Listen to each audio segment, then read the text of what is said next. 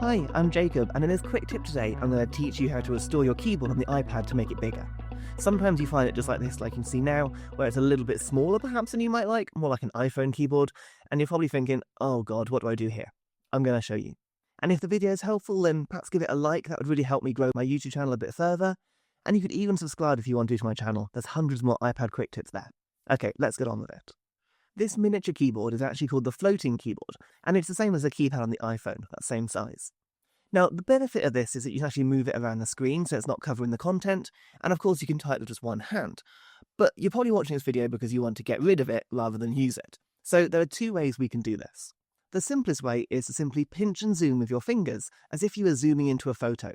Essentially, you're zooming into that keyboard, and then just like this, you can see it will fill the whole screen like normal. And of course, we can do the opposite effect by pinching in to shrink the keyboard to go back into that floating keyboard mode, should you ever want to. The second way to make our keyboard full size is to drag the little toggle at the bottom of the floating keyboard and pull it right down to the bottom of your screen gently. When it goes there, it will snap into place and it will enlarge again to fill the whole screen.